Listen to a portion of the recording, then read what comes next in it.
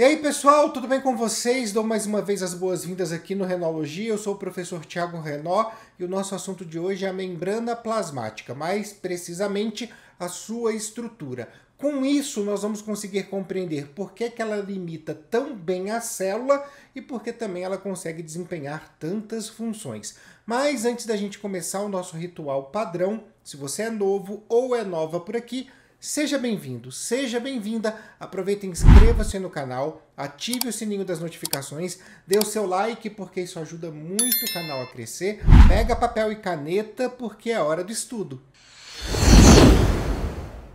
Uma vez que a gente tem o conhecimento da célula, como a gente viu no último vídeo, a gente consegue estudar essa estrutura melhor. E assim foi feito pelos grandes cientistas, e hoje a gente tem a ciência de que a célula ela é limitada por uma membrana plasmática, ela tem no seu interior uma parte líquida que é o citoplasma, e pode ter o seu material genético envolto numa membrana que é a carioteca, e essas células a gente chama de eucariontes, e pode ter o seu material genético simplesmente solto no citoplasma, sem a membrana nuclear, e aí a gente chama essas células de células procariontes. A membrana plasmática, ela é uma estrutura muito fina, muito delgada. E para a gente poder compreender um pouco como ela funciona, eu vou recorrer a uma estratégia que muitos autores e professores utilizam, que é a estratégia de comparar a célula com uma indústria. Os vídeos que vão sair a partir de agora, quando a gente falar de membrana, quando a gente falar das organelas citoplasmáticas, quando a gente falar do núcleo, eles vão sempre recorrer a essa analogia para ficar um pouco mais fácil de vocês compreenderem, e com certeza você já ouviu isso em algum lugar, e aí o gancho fica até mais fácil de ser feito, tá bom? Bem, na célula nós vamos ter então a membrana não só representando as paredes de uma fábrica, as paredes da indústria, que limitam obviamente o espaço no qual a produção será abrigada. Nós teremos também a membrana plasmática como agente do departamento de logística e responsável pela triagem da matéria-prima que será colocada para dentro para o processo de produção. Então, só de a gente fazer esse tipo de comparação, a gente já consegue compreender que a membrana ela é muito mais que simplesmente uma estrutura limitante da célula. E isso só é possível, isso só acontece graças a um modelo que a gente chama de mosaico fluido. É uma palavrinha um tanto quanto complicada da gente entender, uma expressão um tanto quanto complicada, mas na verdade ela não é não. Bem, a base da membrana plasmática é uma bicamada de fosfolipídios. Nós já conhecemos os fosfolipídios e a gente lembra bem que eles têm uma cabeça que tem uma certa afinidade com a água, permite a aproximação da água, e aí eles têm uma parte inferior que é completamente hidrofóbica, ou seja, não aproxima-se nem um pouco da água. Quando a gente fala de uma bicamada fosfolipídica, a gente fala de duas camadas de fosfolipídios com a parte hidrofóbica para dentro, tanto na parte de cima quanto na parte de baixo, né? Na camada de cima quanto na camada de baixo, e a parte hidrofílica para fora, porque dessa maneira ela consegue permitir a aproximação do meio aquoso do lado externo e do meio aquoso do lado interno. E aí a gente tem um isolamento do meio aquoso feito pelas partes internas, que são as partes hidrofóbicas. Dessa forma, a membrana consegue isolar muito bem os meios interno e os meios externo, né? O meio interno e o meio externo, certo? No caso das membranas plasmáticas, nós temos essa bicamada fosfolipídica, temos imersas nesses fosfolipídios proteínas, e quando a gente está falando de células animais, nós também temos na composição o colesterol. Agora, por que a gente chama de mosaico fluido? E agora que vem o pulo do gato, agora que vem o segredo. As camadas, as moléculas de fosfolipídios, elas ficam muito próximas umas às outras, mas elas se movimentam na membrana, elas ficam literalmente como se fosse um líquido, partículas suspensas num líquido. Só que quando elas se movimentam, elas não desgrudam uma da outra, elas sempre estão em contato muito próximo com outras moléculas de fosfolipídio. Isso faz com que a membrana tenha uma flexibilidade, uma maleabilidade muito alta, sem perder a sua estrutura. Bem, o que a gente vai ter a partir de agora? As proteínas imersas nessa bicamada lipídica acabam acompanhando essa movimentação que os fosfolipídios fazem e começam a também mudar de posição, transitar pela membrana plasmática. Como a gente tem uma estrutura feita de várias peças, várias moléculas formando um todo, a gente chama isso de mosaico. Como a gente tem isso alternando posição, a gente atribui o termo fluido. Por isso, o modelo é conhecido como mosaico fluido. Quanto às proteínas, e aí que a gente vai ter a compreensão das funções da membrana plasmática que vão ultrapassar única e exclusivamente o limite da célula, a divisão do meio interno e do meio externo, nós vamos observar que nós temos dois tipos de proteínas imersas nessa bicamada lipídica. As proteínas integrais, que praticamente trespassam toda a bicamada, e a gente vai ter também as proteínas periféricas, que são aquelas que estão ancoradas ou na camada voltada para o meio interno ou na camada voltada para o meio externo. Essas proteínas, elas podem ocupar uma grande quantidade de funções dentro da membrana plasmática. A gente pode classificá-las, inclusive, como proteínas de canal, proteínas de adesão, proteínas de reconhecimento, proteínas receptoras, proteínas carregadoras. Temos as proteínas que têm ação enzimática e também temos as proteínas de ancoragem. Todas elas fazem parte da estrutura da membrana plasmática. E aí, como a gente consegue observar nitidamente na imagem, a gente tem aí as proteínas integrais, que tanto conectam o meio interno quanto o meio externo. Eu não trouxe aí nenhum exemplo de proteína periférica, e elas estão imersas na bicamada lipídica, dividindo o meio interno do meio externo, separando o meio interno do meio externo. Nós temos aí um exemplo de proteína de canal, que é o canal proteico, nós temos um exemplo de proteína receptora, nós temos um exemplo de proteína de reconhecimento e também nós temos um exemplo de proteína carregadora. Agora, falando exatamente das funções, mais especificamente, nós vamos encontrar as proteínas de canal e as proteínas carregadoras atuando no transporte de substância química. Como que isso vai funcionar? Como essas substâncias serão transportadas? Qual a diferença da proteína de canal para a proteína carregadora? É muito simples. A proteína de canal, ela faz exatamente o que o nome dela propõe. Ela abre um canal entre o meio interno e o meio externo da célula. E esse canal está sempre aberto, ele não vai se fechar. E tudo que consegue passar por este canal vai passar. Mas como o diâmetro é muito pequeno, geralmente a gente está falando de água e íons. Basicamente é o que vai passar, e o movimento dessas substâncias do meio interno para o externo e vice-versa, ele é constante. Então é um canal sempre aberto, por qual água e íon passam o tempo inteiro.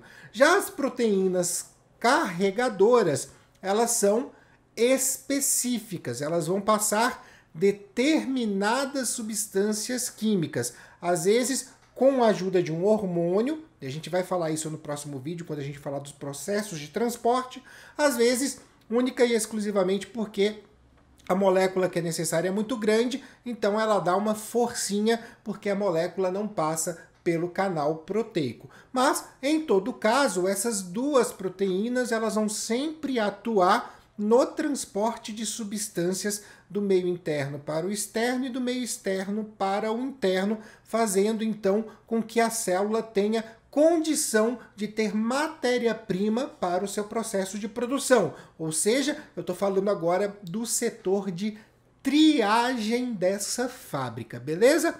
Bem, como que a gente tem as outras proteínas? As proteínas de adesão, sempre voltadas para o lado externo da célula, sendo periféricas ou integrais, o que importa, a função delas é voltada para o lado externo da célula, são proteínas que atuam unindo células umas nas outras.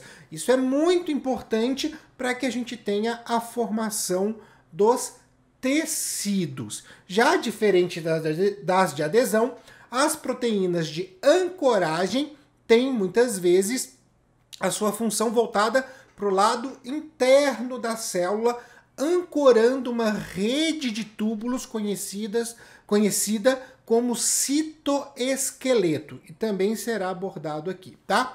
E aí, como elas fazem essa ancoragem com o citoesqueleto, elas acabam sendo corresponsáveis pela movimentação da célula. E isso vai fazer muito sentido quando a gente conversar sobre pseudópodes e o processo de endocitose, beleza?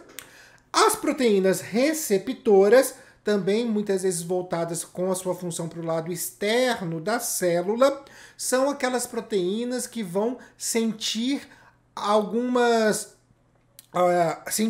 impulsos químicos. Inclusive, são elas que muitas vezes vão receber os hormônios para que a gente tenha aí uma mensagem sendo enviada para o interior da célula para que a função que o hormônio determina seja cumprida. Então, quando a gente fala de órgão-alvo, falando de hormônio, célula-alvo, o alvo nada mais, nada menos que é a proteína receptora que vai aderir ao hormônio e vai então originar a mensagem para a célula, para que ela possa ter a sua função executada, para que ela possa ter aquela ação determinada pelo hormônio devidamente executada. As proteínas de reconhecimento já são um pouquinho diferentes. Elas geralmente têm do seu lado externo um açúcar grudado nelas. Esse açúcar tem um nome, eu estou falando do glicocálix. E aí a gente tem algo que é muito, muito importante, e eu estou falando de algo que possivelmente vocês conhecem, mas não estão ligando o nome aos bois. Um dos exemplos desses açúcares que nós temos é o antígeno sanguíneo do sistema ABO. Eu sou sangue A, eu sou sangue B, eu sou sangue AB. Por que a gente fala isso? Porque nas nossas hemácias existem açúcares ligados a proteínas de reconhecimento, e se eu tenho açúcar A, eu tenho sangue tipo A. Se eu tenho açúcar B, eu tenho sangue tipo B. Se eu tenho os dois açúcares, eu tenho sangue AB. E se eu não tenho açúcar nenhum, eu tenho sangue tipo O. Quando a gente falar de genética, isso vai ser retomado e vai ficar mais claro. Mas eu trouxe esse exemplo para você compreender que já conhece, de uma certa maneira, essas proteínas de reconhecimento. O glicocálix também ele é responsável pelo processo de reconhecimento das nossas células através do complexo de histocompatibilidade, o MHC. Como que funciona isso? Cada um de nós tem uma sequência de açúcares, metade vindas do pai, metade vindas da mãe, que acabam nos dando a nossa identidade molecular. Não é algo tão específico quanto a impressão digital, mas é algo que com certeza é difícil de encontrar igual no mundo. E é justamente esse complexo que determina a doação de medula óssea, e por isso é tão difícil encontrar um doador, porque você tem que ter uma sequência praticamente igual desses açúcares das proteínas de reconhecimento no MHC. Outra função do glicocálix é mandar mensagens para o núcleo para interromper divisões celulares. Como que funciona isso? Você nunca parou para se perguntar por que o teu corte, quando você faz um corte no braço, por exemplo, por que tem um determinado momento que ele para de cicatrizar? Como ele descobre que um lado encontrou com o outro? É simples, o glicocálix de uma célula encontra o glicocálix da outra. Eu falo glicocálix às vezes porque os dois modos são corretos, tá? Glicocálix e glicocálice, tá? Mas então o glicocálix de uma célula encontrou o glicocálix da outra e mandaram ambos mensagens para os seus respectivos núcleos para falar, ó, já chegamos aqui do outro lado, pode parar de se multiplicar. E aí vem um fato curioso.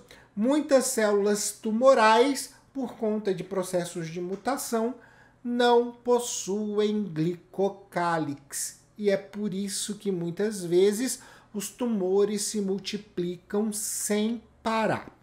Por fim, nós temos a função enzimática das proteínas, né, das proteínas de membrana, e aí a gente vai encontrar isso muito presente em seres procariontes. Eu estou falando precisamente das bactérias, porque as bactérias não possuem organelas para poder fazer respiração celular, como é o nosso caso, e a gente vai falar das mitocôndrias, que são as responsáveis por essas funções, em vídeos mais para frente, quando falarmos do citoplasma. Bem, como elas não possuem essa estrutura e elas precisam fazer muitas vezes a respiração celular para produzir ATP, o ATP que é basicamente a energia das nossas células, elas têm gruminhos na membrana plasmática, que são conhecidos como mesossomos, e nessa membraninha, nessa parte da membrana, nos mesossomos, nós temos lá uma grande quantidade de proteínas que vão fazer, sim, a respiração celular. E é inclusive por conta dessas proteínas que nós temos a teoria da endossimbiose, que basicamente diz que as mitocôndrias que nós temos hoje, na verdade, eram bactérias que as nossas células, que as células primitivas, acabaram trazendo para o seu interior e acabaram então convivendo com elas de uma maneira que hoje a gente não consegue mais separar uma da outra. E a gente também vai abordar mais para frente essa teoria da endossimbiose quando falarmos da mitocôndria e também falarmos do cloroplasto. Mas isso vai ficar para uma outra aula, tudo bem? Então é isso, pessoal. Esse foi o nosso papo sobre membrana plasmática. Assim a gente consegue compreender como ela funciona, essa estrutura, e também fica mais fácil para a gente compreender as funções que ela executa. Mas, antes de eu me despedir de vocês, só para variar um pouquinho, vou deixar aqui as nossas redes sociais, o @renologia no Twitter, no Instagram e também no TikTok. E também nós temos o nosso podcast, o Articulando Renologia, que sai toda segunda-feira aqui no YouTube, mas também está lá no Spotify e no Google Podcasts. Fica aqui o meu grande beijo a todos e a todas e até a próxima!